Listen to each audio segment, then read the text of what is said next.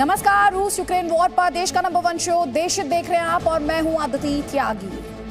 रूस Ukraine war का आज है 8वां दिन। देशत में हम आपको 8वें दिन की पूरी पिक्चर दिखाएंगे। यूक्रेन वॉर पर पहली बार प्रधानमंत्री मोदी और अमेरिका के राष्ट्रपति जो बाइडेन एक मंच पर हैं। आपको बताएंगे पुतिन पर प्रधानमंत्री मोदी ने अमेरिका से क्या कहा। लेकिन इन सबके बीच सबसे बड़ी खबर यह कि रूस की ओर से एक ऐसा बयान आया है जिसे सुनकर दुनिया डरी हुई है, खौफ में है। भय ये है कि क्या पुतिन लाएंगे प्रलय।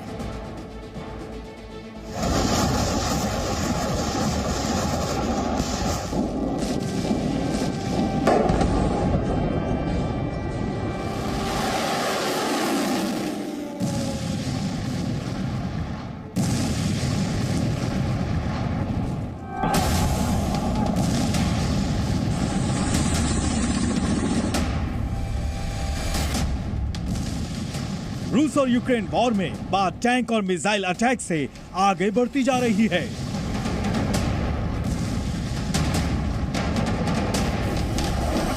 यूक्रेन के नाम पर क्या रूस और अमेरिका के बीच आर पार की जंग होने वाली है?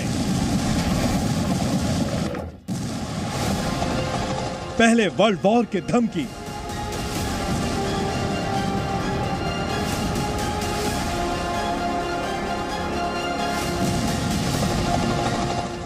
फिर परमाणु वॉर की धमकी,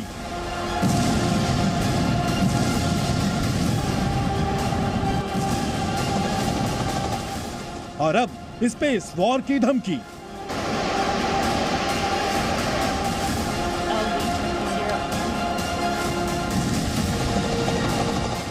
दुनिया में भय, पुतिन लाएंगे प्रलय।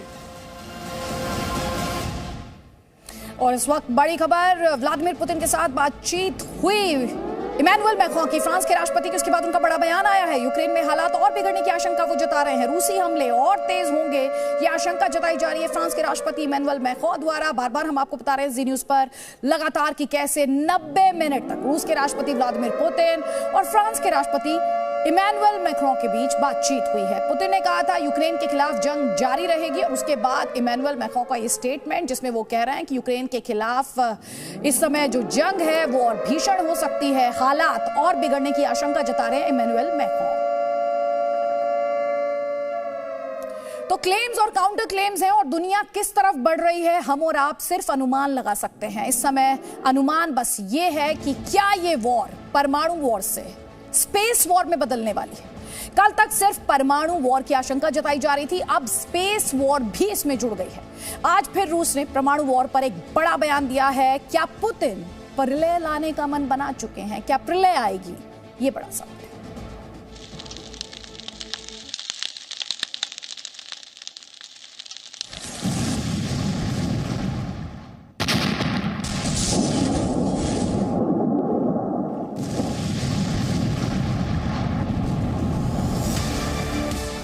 दुनिया में भय, पुतिन लाएंगे प्रलय।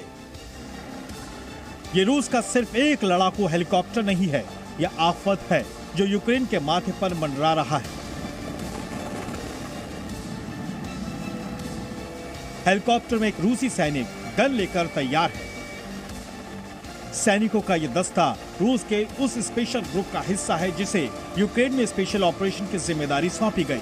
यूक्रेन की जमीन पर रूस की सैन्य टुकड़ियां दिख रही है और लड़ाकू हेलीकॉप्टर से नजर रखी जा रही है ताकि दुश्मन इनका रास्ता न रोक सके। अब इस वीडियो को देखिए। यूक्रेन के कोनटॉप शहर में रूस की सेना सरेंडर करने की अपील कर रही है। रूसी सैनिक के हाथ में ग्रेनेड है। सड़क के दोनों ओर काफी संख्या में यूक्रेन की जनता है। वो शेम शेम के नारे लगा रही है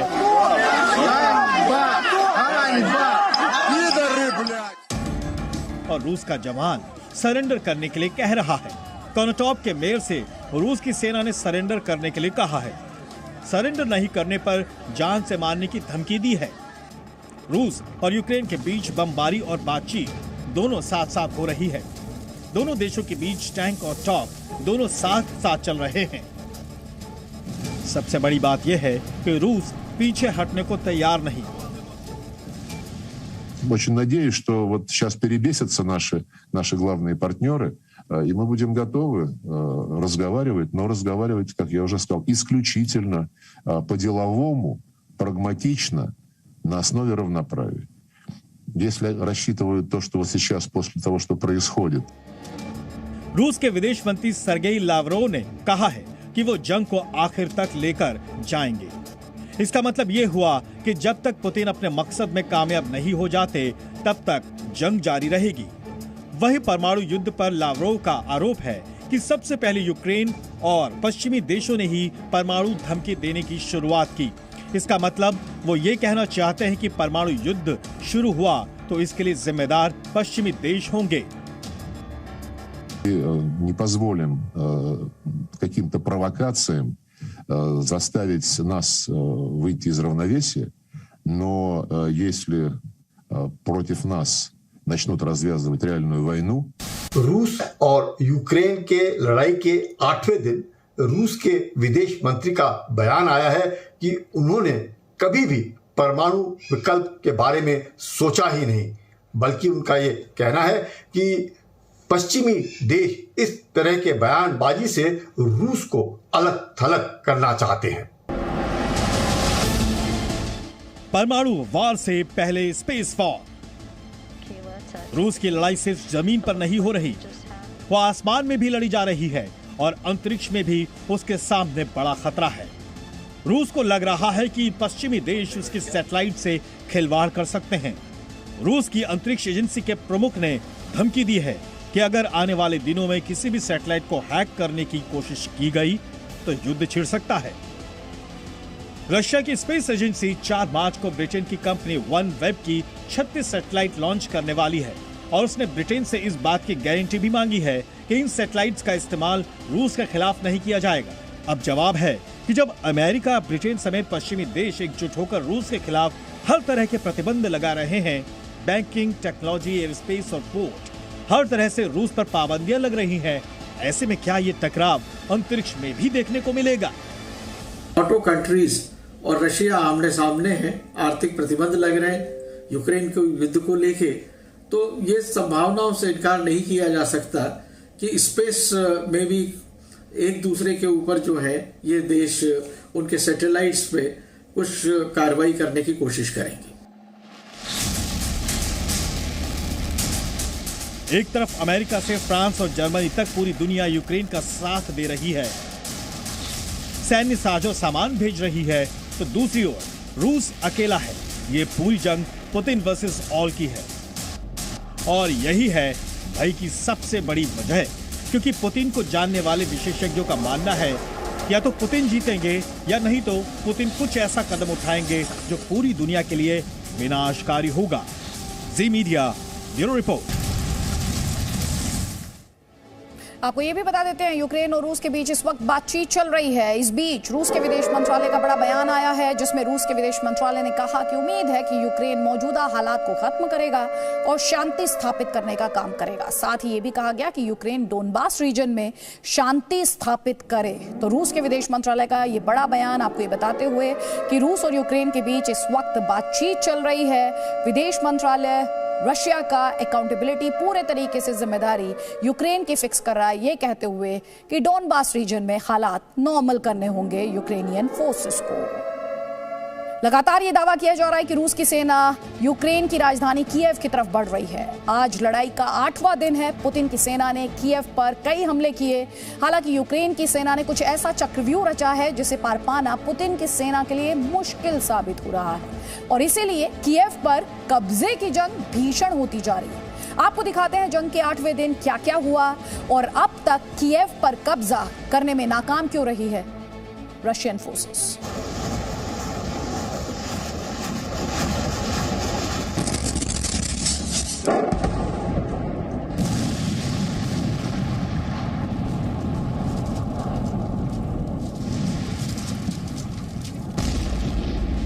रूस और यूक्रेन की जंग भीषण हो गई है।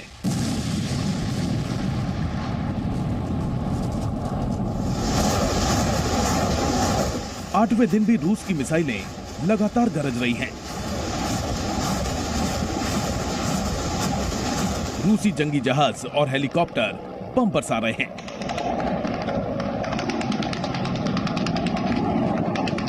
पुतिन की सेना कीव की तरफ लगातार बढ़ रही है।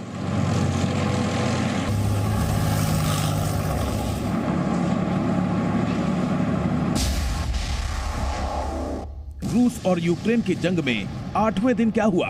रूस की सेना यूक्रेन की राजधानी कीव के कितने पास तक पहुंची? पुतिन की सेना अब तक कीव पर कब्जा क्यों नहीं कर पाई? सब बताएंगे, लेकिन सबसे पहले देखिए जंग से जुड़ा ताजा वीडियो। देखिए यूक्रेनी सेना ने किस तरह रूसी सेना पर पलटवार किया। रूसी सेना पर यूक्रेनी हमले के इस नए वीडियो में दिख रहा है कि किस तरह ताबड़तोड़ गोले दागे गए।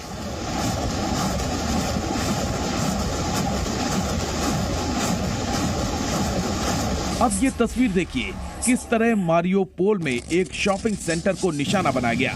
इस शॉपिंग सेंटर पर रूस की मिसाइलें आकर गिरी।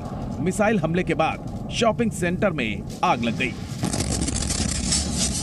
जंग के 8वें दिन रूस की सेना ने यूक्रेन के अलग अलग शहरों में ताबड़तोड़ हमले किए। रूसी हमलों से खार्किव, कीव और ओदेसा गूंजता रहा। रूस की सेना ने जोरदार हमलों से यूक्रेन में भारी तबाही मचाई। पुतिन की सेना ने कीव पर कंट्रोल करने के लिए चौतरफा हमले किए। कीव के कई हिस्सों में मिसाइलें दागी और हवाई हमले किए। लगातार धमाकों से कीव शहर गूंजता रहा। अब ये तस्वीर देखिए, रूस की सेना ने किस तरह कीव में मिसाइल से हमला किया, जिसमें एक महिला बाल बाल बची। रूसी सेना की यह मिसाइल महिला के बिल्कुल पास आकर फटी।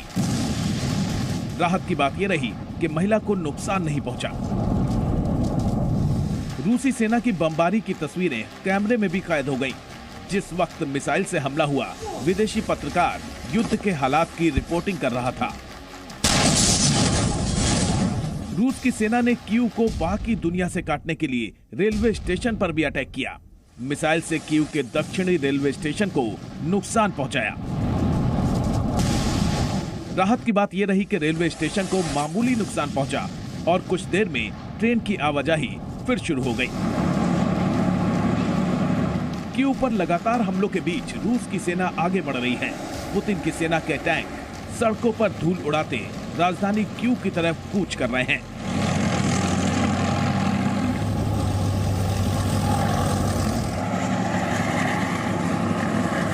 रूस के टैंक सब कुछ नेस्तनाबूद करने को आमादा दिख रहे हैं। तो मिसाइलें लगातार यूक्रेन के अहम ठिकानों को निशाना बना रही हैं। रूस की एक मिसाइल जब ऑयल डिपो पर गिरी तो चारों तरफ आग की लपटें दिखाई देने लगी। रूस के इस मिसाइल हमले की गूंज दूर तक सुनाई दी और आग की लपटें काफी देर तक उठती रहीं।